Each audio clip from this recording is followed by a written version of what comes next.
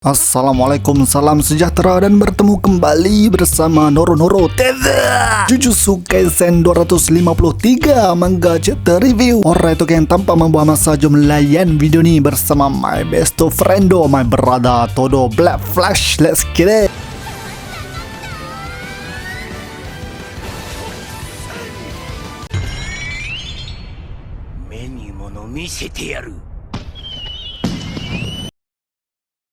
Chapter ini bermula dengan flashback di mana Mei, Nanami dan Gojo tengah bercakap mengenai siapa sorcerer grade 1 yang terkuat dan semua sebut Kusakabe, kecuali Kusakabe sendiri yang menyatakan bukan dia atau Usami, iaitu watak baru yang kita tak pernah dengar. Kembali ke perlawanan di antara Maki dengan Sukuna di mana Maki berjaya mengelak satu lagi serangan dahsyat oleh Sukuna. Serangan itu terkena pada sebuah bangunan dan bangunan itu mula jatuh ke arah mereka berdua yang tengah bertempur dari jarak dekat. Kemudian kereta-kereta mula bertaburan dan Sukuna lancarkan serangan melalui kereta, tapi Maki sempat mengesan serangan itu dan bertahan daripadanya. Namun impak terlalu kuat berjaya menerbangkan Maki dan Maki dikejar oleh Sukuna. Maki diserang dari jarak dekat dan Ino muncul di belakang Sukuna untuk menyerang, tapi Sukuna lebih pantas untuk menggunakan kes tekniknya ke atas Ino dan Ino turut ditendang oleh Sukuna. Namun Sukuna perasan Ino tidak memegang pedang Nanami dan kelihatan Kusakabe bersedia untuk menyerang Sukuna dari atas dengan menggunakan pedang Nanami. Walau bagaimanapun Sukuna dapat bertahan disebabkan dia sudah dapat baca rancangan mereka. Kusakabe ditumbuk oleh Sukuna dan tiba-tiba Maki kembali bertarung dengan Sukuna. Maki berlawan dengan sangat baik sehingga Sukuna diserang dengan agak teruk oleh Maki. Kemudian Maki membelah beberapa tiang yang ada dalam bangunan tersebut. Maki berpendapat bahawa perlawanan itu perlu ditamatkan dengan segera sebab sekiranya Yuta terselamat sekalipun perlawanan akan tetap berlanjutan dan makin banyak masalah yang akan timbul. Narrator berkata selepas kematian Gojo, Kashimo, Higuruma dan Yuta, setiap seorang daripada mereka berjaya menunjukkan kehebatan dan kepakaran Jujutsu ketika berhadapan dengan Sukuna. Walau bagaimanapun Sukuna paling berminat dengan Maki kerana Maki sepenuhnya menyingkirkan Jujutsu kerana dia dikurniakan dengan Heavenly Restriction yang sempurna. Perkara tersebut membuatkan Sukuna teruja dan bersemangat bertarung dengan Maki. Maki menendang tiang yang dipotong tadi ke arah Sukuna, namun Sukuna lesap meluru pergi memegang muka Maki. Mereka mula keluar jatuh dari bangunan dan Sukuna mula memuji Maki yang jauh lebih hebat berbanding Yuji berikutan Heavenly Restriction Maki. Kemudian Sukuna jelas tengah berseronok dan teruja bertarung dengan Maki apabila Sukuna menyatakan perlawanan mereka ialah Jujutsu menentang kekuatan fizikal. Ini kerana kewujudan Maki seperti menyingkirkan kebolehan Jujutsu sorcerer. Jadi Sukuna mahu tahu di antara Jujutsu dengan kekuatan fizikal mana satu yang akan menang. Pada ketika itu Maki perasan yang Sukuna sudah berhenti menggunakan reverse curse teknik. Sukuna menyatakan inilah kali pertama dia rasa seperti seseorang memberikan dia tugas untuk membuktikan sesuatu sambil dia bersedia untuk menumbuk Maki. Dan